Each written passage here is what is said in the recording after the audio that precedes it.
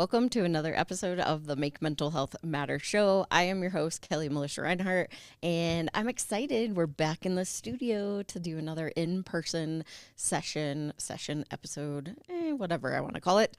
And with every episode that we do, I am excited to have my guest here. It's been really cool doing these episodes in person. I feel like it's just a whole different vibe, and really you get an up close personal connection with people, which I think is part of, the things that we should be doing in today's society. So without further ado, I'm going to share a little bit about my guest as I do on most shows. So Nicole, or Niki, is a registered nurse who is passionate about supporting women along their personal growth and recovery journey. With 23 years of sobriety and living with CPTSD, Niki has found Unbound Courage, a nonprofit dedicated to holistic whole person recovery. She uses body-based self-regulation techniques with a salutogenic peer support model to assist those seeking post-traumatic growth and recovery support.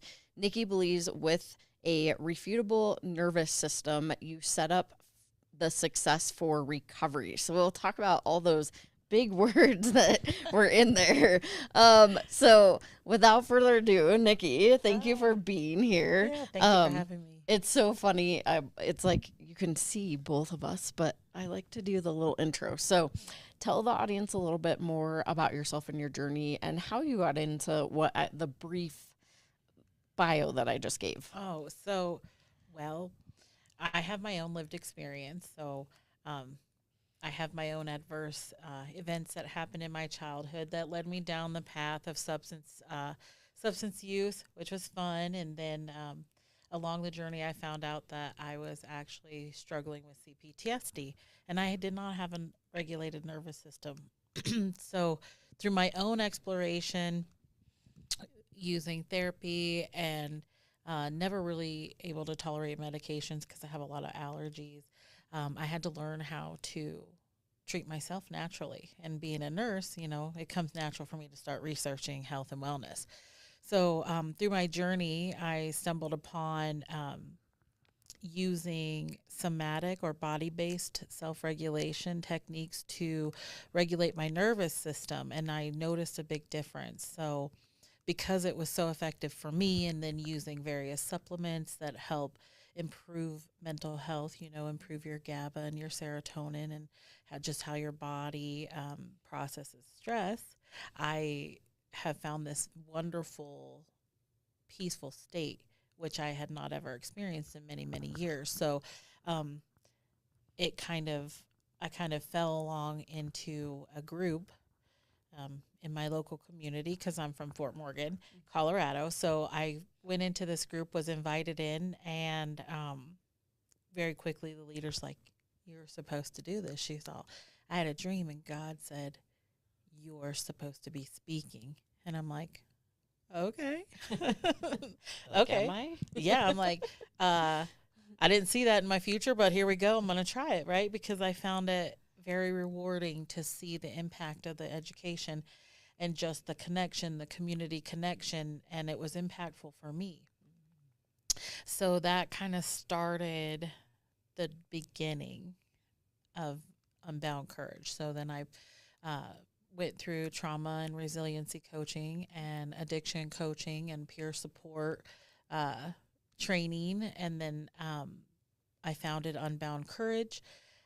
Continued to run the women's group. So I've been running the women's group for 5 years, which has been very nice because I get to share the journey with everybody. So as long as they continue to attend, I get to see all of their growth and help them process. And so with that, I founded Unbound Courage officially as a nonprofit in October of last year. Okay. So we've been doing this for 5 years, and then officially as a nonprofit just since October. And I'm happy to say that we've served close to 60 individuals in our community, individuals that access our programs, and then we do an annual community Christmas dinner because it's all about using non-traditional modalities to create connection. So we have our peers that have the same lived experiences, and we're creating that connection, which helps build capacity and resiliency. And that's what I mean by a salutogenic approach is we don't look at someone's past. We say, what have you done to survive all the adverse events in your life? And that can be dissociation, that could be substance misuse, that could be any of the ways, let's use some real simple things. Like we might find ourselves working too much, right? Mm-hmm. And not present in our reality. So we like to look at those things in our programs and in our groups and individual sessions and say, hey, you're doing great already, but let's add some tools to that toolbox. Let's regulate your nervous system. So we'll do breath work. We do a lot of mindfulness activities. Journaling is a big one. I like to do a lot of bi-hemisphere modalities to help kind of stop that intrusive thoughts and then we start working with a regulated nervous system, and then we go into building our core values, like what are they? What do they look like for you? And what are healthy boundaries? And what are the different types of boundaries? Yeah. So that's kind of cool. Yeah, and just seeing the success of people discover themselves, and once they rediscover themselves, like of course, the negative activities that, and I'm not even going to say they're negative, they're just maybe starting to be self-harming because they're not allowing you to participate fully in your life the way that you want to. Urges and cravings go away. We have more, again, participation in our life events around us, and that could be in our families, our friendships, our community, and that creates purpose, which is kind of like a whole person approach. Yeah, that's so cool. And so I have all kinds of questions that are popping into my head, Yeah. but like you said bi-hemisphere brain, Yep. is that like neurofeedback It's not technically neurofeedback. So what it is different movements that we can do with our body or with our eyes that help start to activate both sides. So simplest thing, we all have heard about it, which is tapping. So we just do some cross body tapping. My favorite is the butterfly hug. Yep. Oh yes, Do you I know just that learned one? that.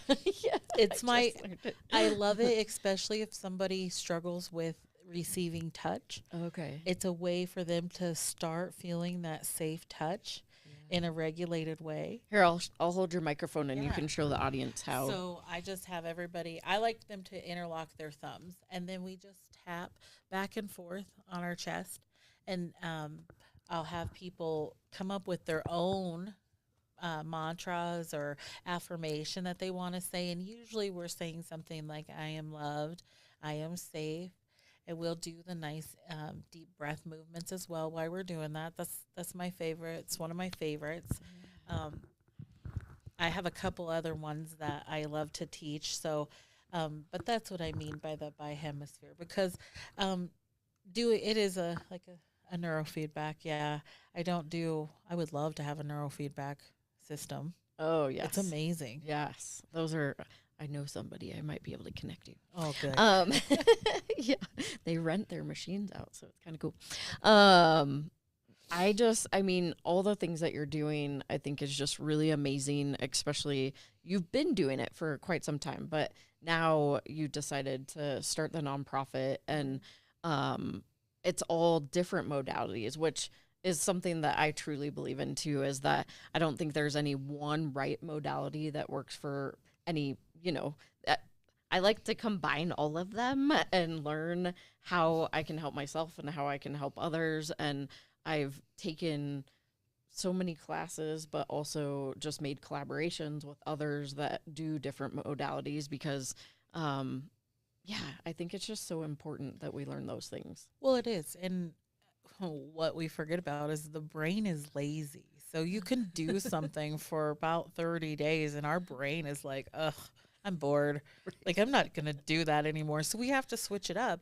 And many women that have attended my groups or anybody that's talked to me, I always like to say, hey, some of us have beautiful toolboxes, some of us have Walmart bags. I was like, we're just going to learn how to use our tools and or add some new tools, you know? And so learning from others is like, that's why it's a peer-led model, because you're going to bring something to the table from your life, right? And your lived experiences that may just be the key that helps me unlock another area of myself. It's going to make me feel connected and seen and heard and valued. And that's the most important thing, is to be safe when you're being vulnerable, so you can learn how to be vulnerable in new ways outside of yourself. So I love that. And I know you kind of touched a little bit on like what led you into this, and then talking about the programs that you guys actually offer. I know like a key piece of your story is like the substance use. And can you just talk a little bit more about like when did that start, and kind of I always like to ask the hard questions, okay.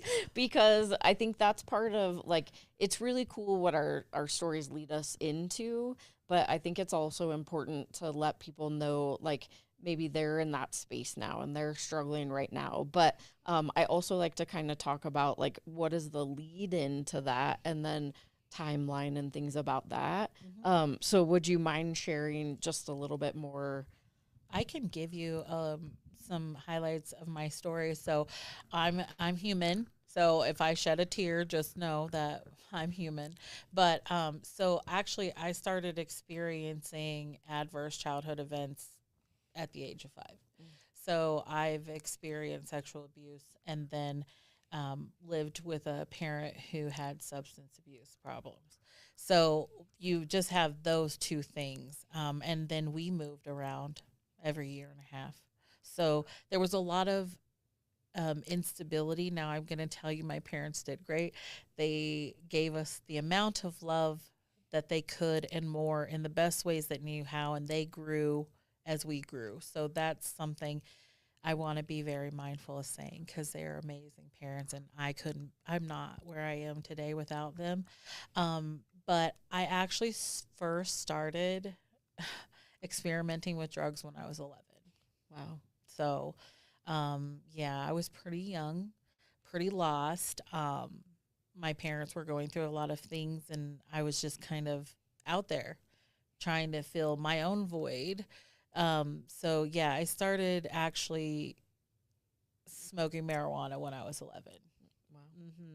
And then and there's not a lot of people that know this much detail about my story. They know I've had it, but yeah, so then from there, as I continue to move and just the people groups that I would find myself in, older than I was, got involved in other substances. And yeah, so probably about the age of 15, I had a kind of a whole new life. I had two lives. I was very good in academics, but also using substances behind closed doors.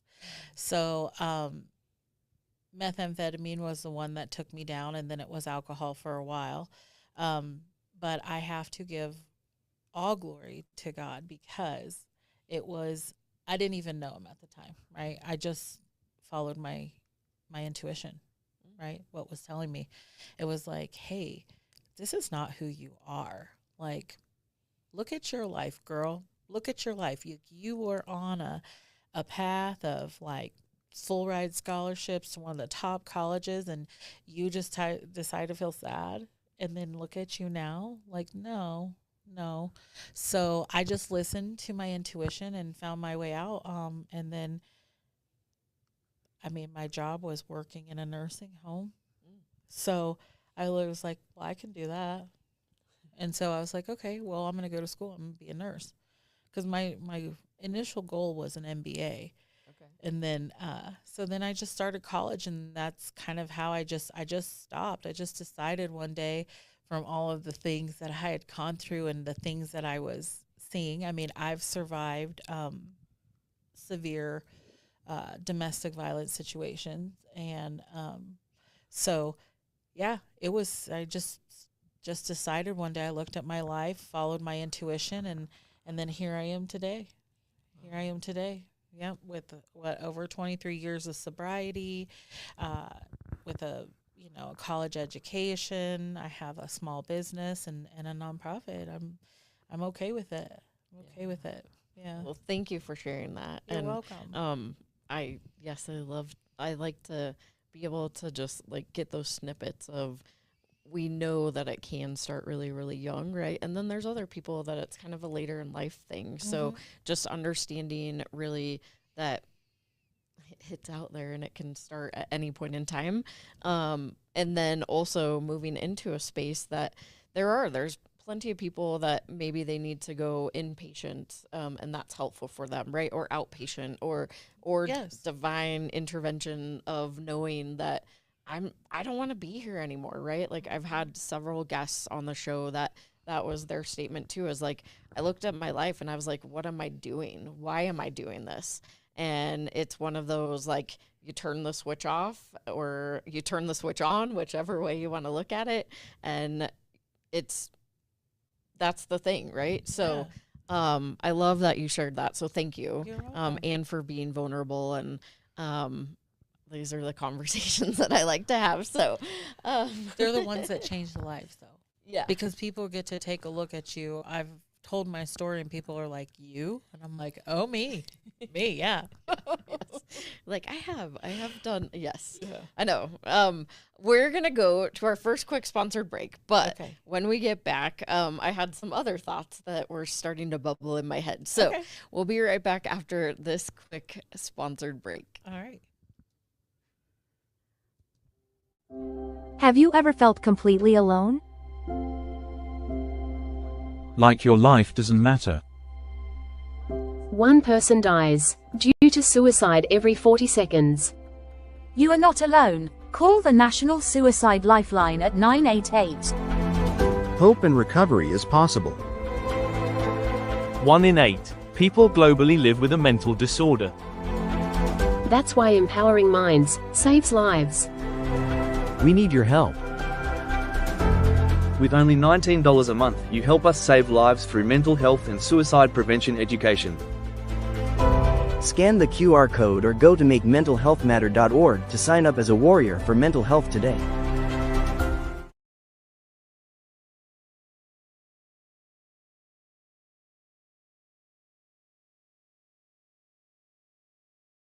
What's going on, beautiful people? I'm Sean French, and I am the host of the Determined Society. Join us right here on Vitality TV every Tuesday at 5 p.m. Eastern for stories of grit, determination, and excellence right here on E360 TV. Hi, everyone. I am Sinead from Brador. I'm from Johannesburg, South Africa. Please join me in my Power Hour every Sunday, 12 o'clock Pacific Standard Time on E360 TV. Mwah!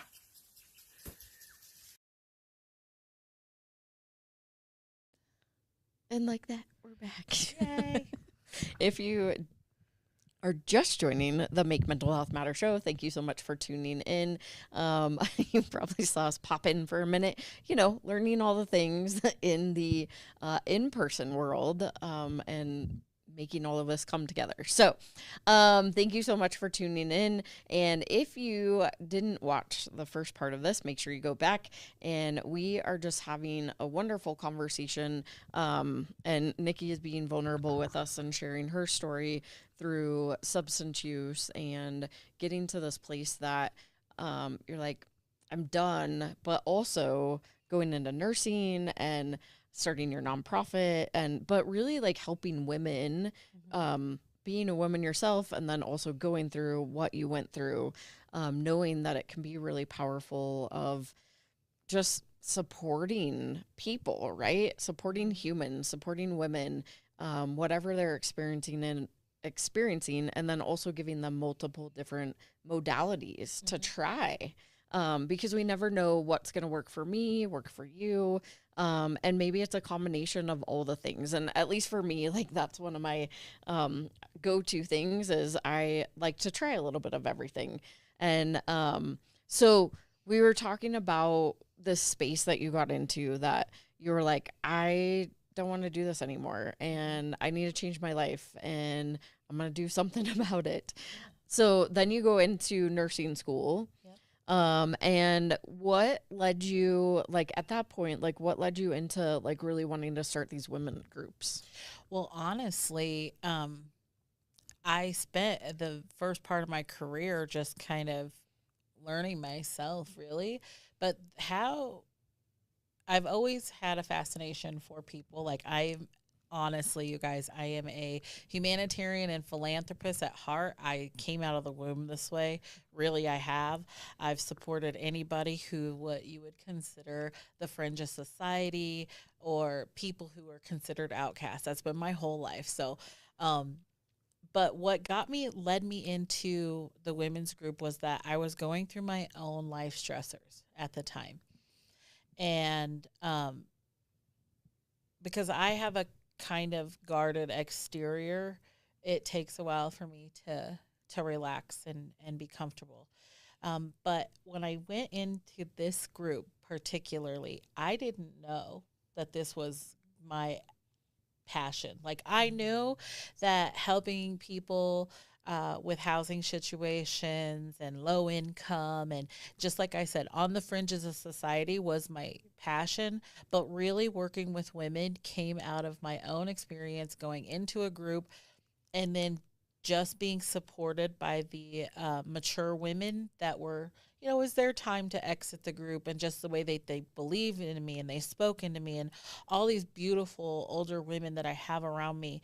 And I had done a little bit of foster care. I couldn't do it on my own, like working full time, and that's a lot.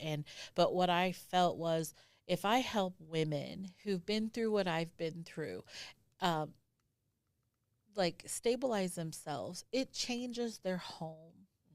It changes their children. That changes our future. It changes our community. And so that's really how it was, is that I was just going through my own life stressors. I had experienced the loss. It was COVID, and I had health problems from long COVID, and just and all of those stressors led me to that group that honestly unfolded this beautiful thing. Wow.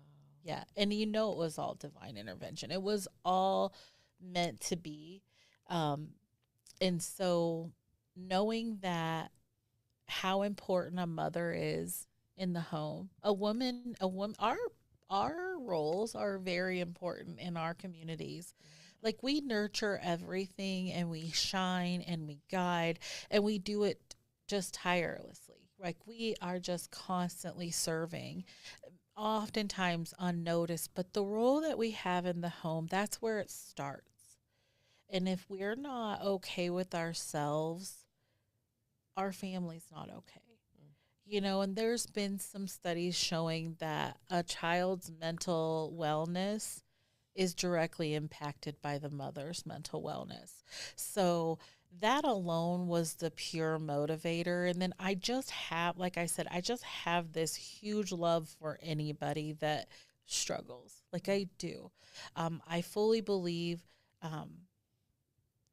that we're here for the one. So it doesn't matter,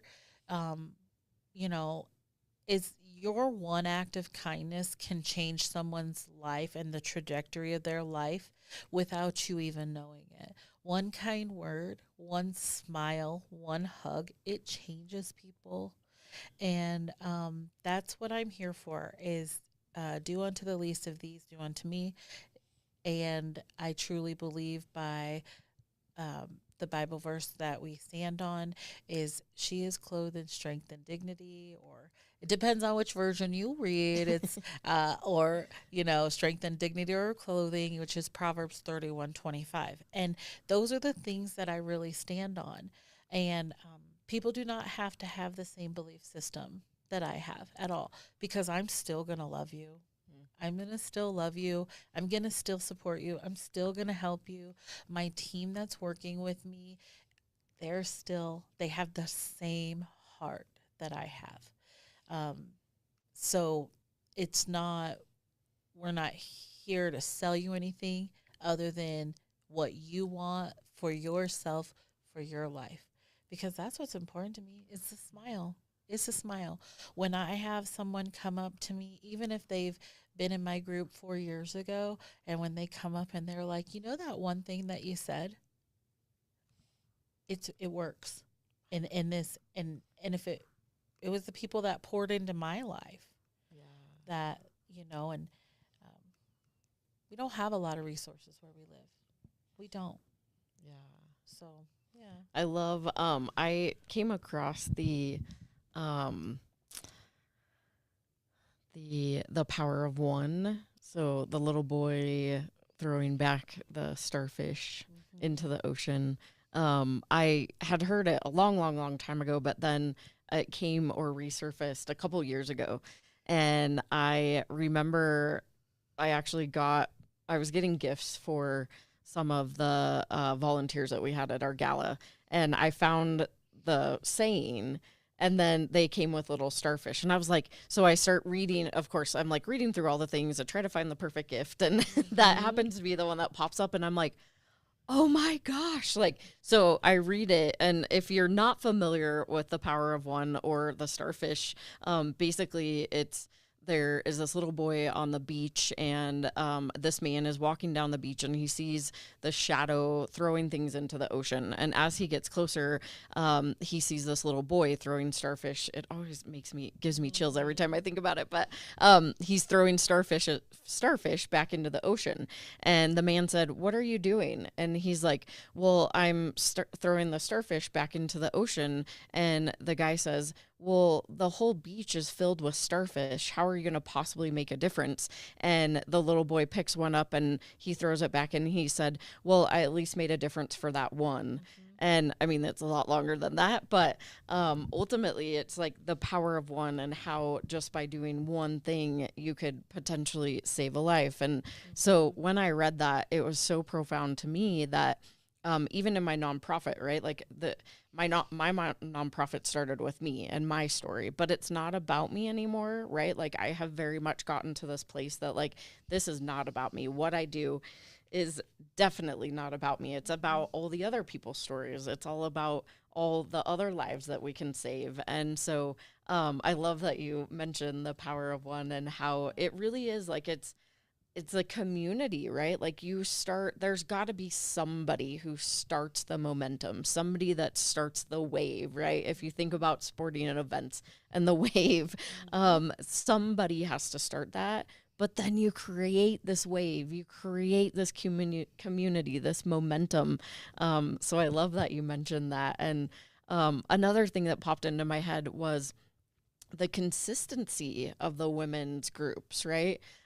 Because I started a grief and loss group, but it's an online platform.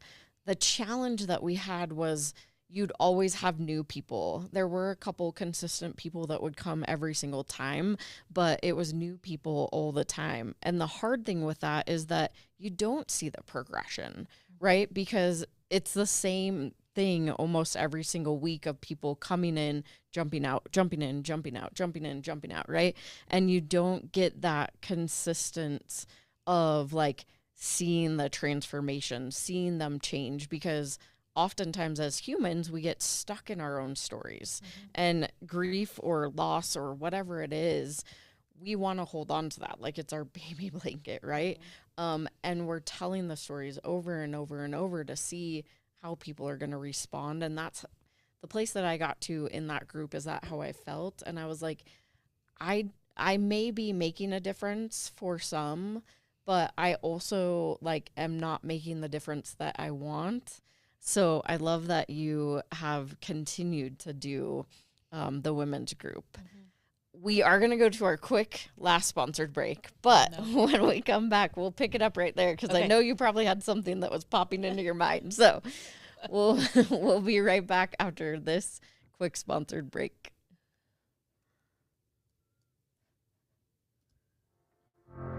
$1,917 people die daily from suicide globally.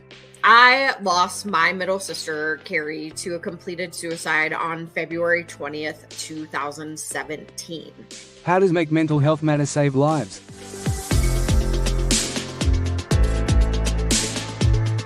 Number 1. Awareness. My story, Oliver, it isn't unique. I am a domestic violence survivor and a recovering addict. For 14 years, I was in active addiction. And because of Kelli and the work that she does and the opportunity to have my voice heard, I was able to stay clean and sober and have hit a year. I'm still here. And if it wasn't for Kelli answering my call the day that I thought I was going to take my life. 2. Conversation. I'm curious, and I know that I've heard a lot in the BIPOC community. It is very hush-hush. It's like one of those things that you don't talk about. Like, you literally feel like it's not a conversation you can have. So can you talk a little bit more about that?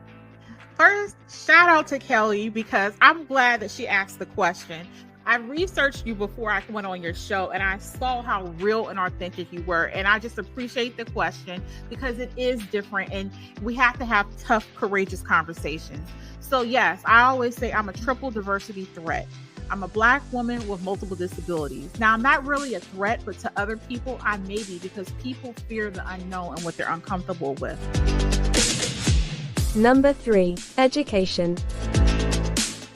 Kelli's passionate commitment to mental health awareness is a beautiful thing.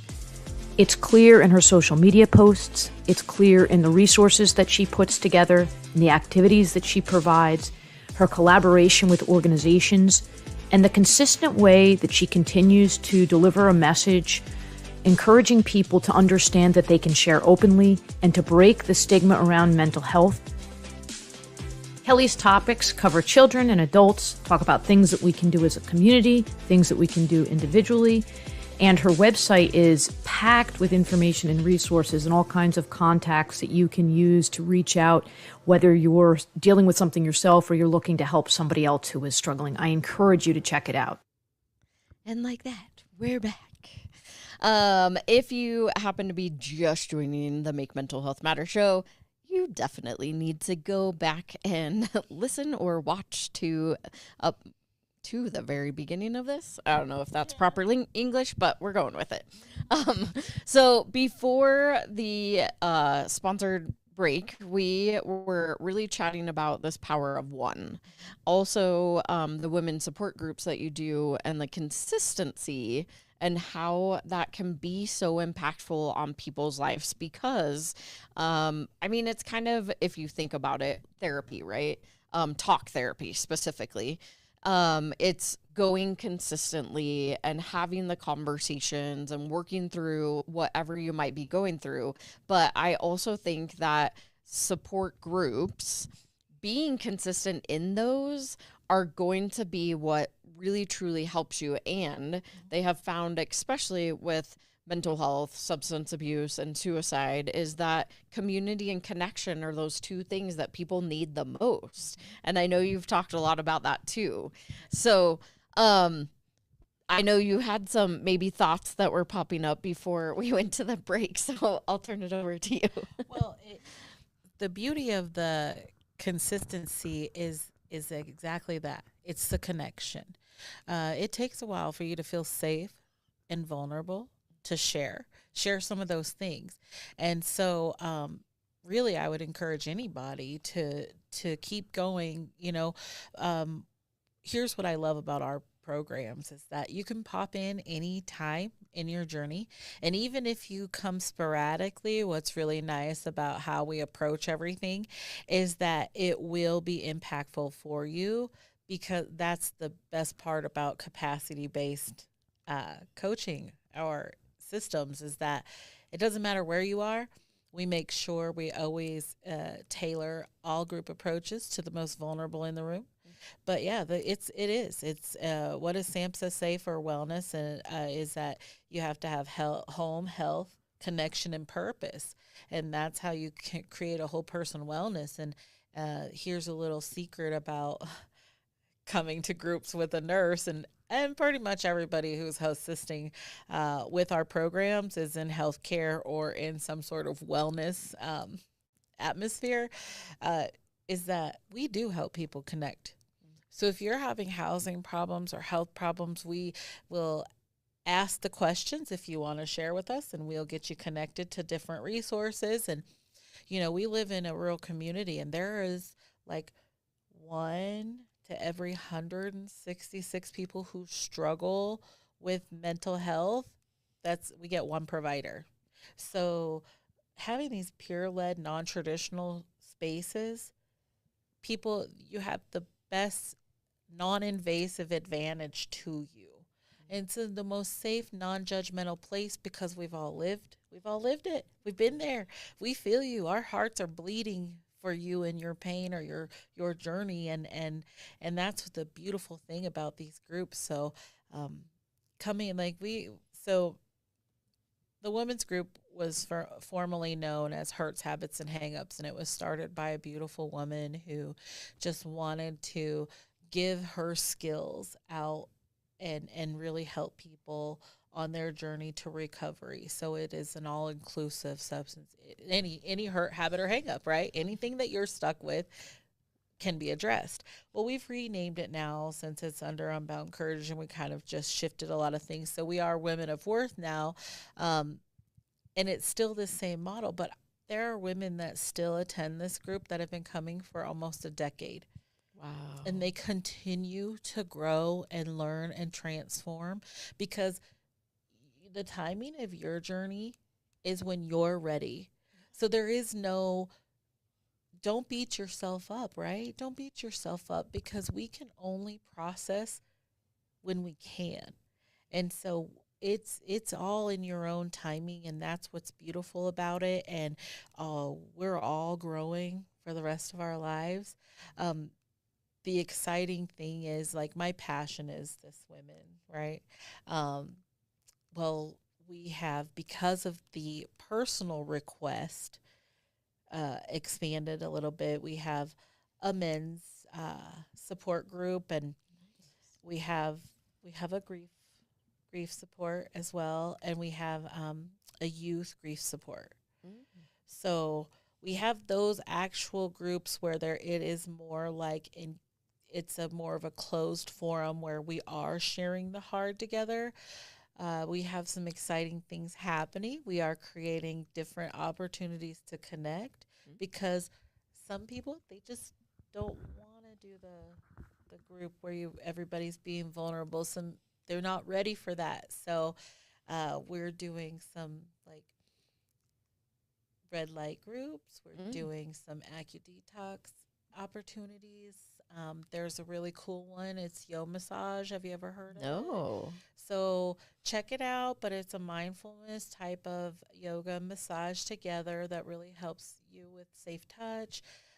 We're going to do some men's pool nights, and then just other really fun events, crocheting, things like that. Because cool. People in the recovery community need a place to connect with like-minded people. And sometimes when we're like, it's harder to connect in social groups where you don't already know there isn't a connection, right? Yeah. So like, we're going to this, yes, we have a paint and sip, but do these people have a history of recovery? And am I going to be safe? Because that's a lot of things. Do I feel safe? Do I feel safe? So that's what we're going to offer the community. It's an opportunity. It's the least invasive way to start, stay, remain, whichever word you want to use, your journey, your recovery journey.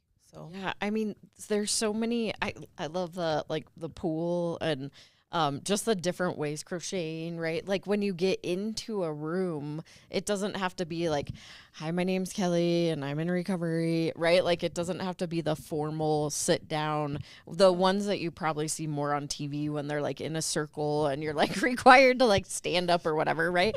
Like you can do it in so many different ways. And that's so cool that you guys are really starting to create these safe spaces that ultimately, whether they're in recovery or maybe they are just somebody in the community that needs support, and talking about rural communities, right? It's just, there's not nearly enough services, and although a good chunk of people at this point do a lot of online stuff, it's still, when you have the spaces that you're able to create and bring people, especially in the community, together, that's so important. So whatever, the thing that popped into my head was, you don't have to be to belong.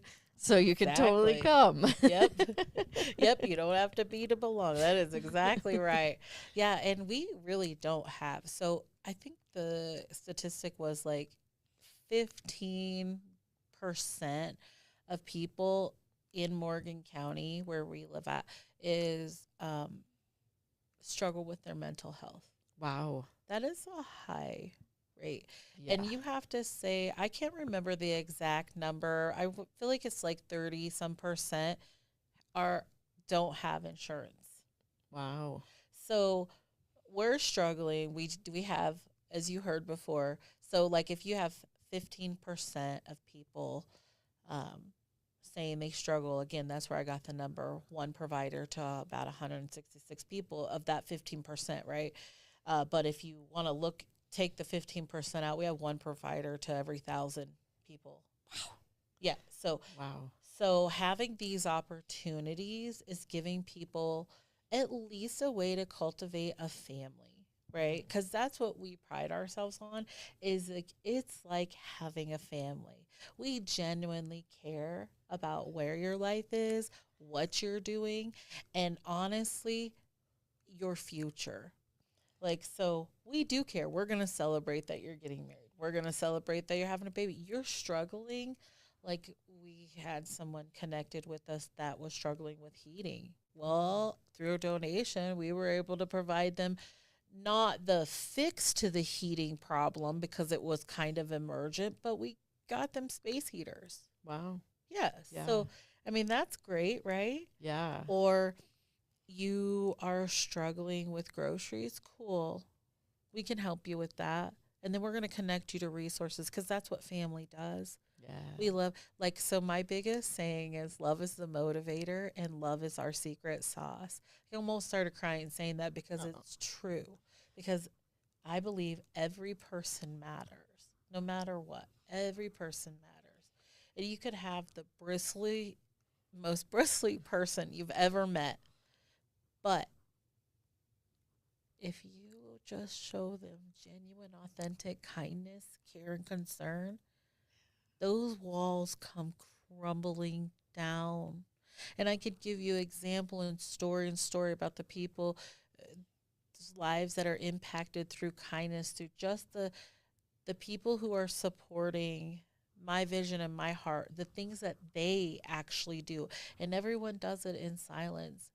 So, you know, they are not talking about it on social media. They just do. I'm surrounded by a group of doers that love their hearts. Like their hearts, I love their hearts, but what I was really trying to say, the love in their hearts for humankind, for humanity, just is so genuine. Like, I shed a lot of tears at it. Yeah.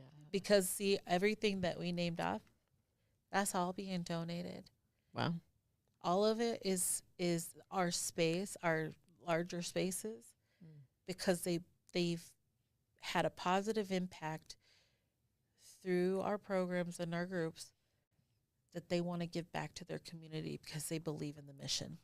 That's amazing. And I know, I mean, it's not not easy to run a nonprofit by any means, right? And we do rely on a lot of donations. We rely on people in the community. We rely on volunteers, and we rely on people to be a part of it. So could literally talk to you all day long, but we're coming close to the end. Okay. So I want to give you just a couple short minutes, because we're close. Okay. But share your final thoughts, and if somebody wants to find you, your nonprofit, give them the website so that they can do that. Okay. Well, I just am very grateful and humble to be here. So thank you so much for having me. You literally can find us on Facebook right now. It's Unbound Courage. You'll find our little web page, our little Facebook page. I'm in the process of building a website. If you need to get in touch with us, it's nburns0920@gmail.com, or you can phone me at 970-380-9064. Eventually we'll have a website. We're still creating. Oh, well, I might know somebody for that too. So, but this was an amazing conversation. And I hope that everybody got some really good nuggets out of this, like whether it is the journey, the story, really knowing the hardships that you have been through, but where you got to, and having this space now. One, you've already been doing it, but then also creating the nonprofit out of it. If you are somebody out there that is, whether you're listening or you're watching, and you might be struggling yourself, please reach out. And if you happen to be in Fort Morgan, Colorado, or in the Morgan County, please make sure you go check that out. And it just sounds like a really cool space to be able to just go, be with people, be the people with the people. I don't know. Yeah. But I appreciate you for being here. We will drop all of her links in the comments, so make sure you go check that out. And whatever you do, make sure you come back next week. Go live at 5 p.m. Mountain Time on E360 TV, or 5 a.m. or 5 p.m. on Dream Vision 7 radio. And it's as easy as saying, Alexa, play Dream Vision 7 radio. No matter what you do, have an amazing evening. Remember the power of one. It could simply take one person, and maybe that person is you, to actually save a life or make a difference in another person's life. So I will see you next time. Bye, y'all.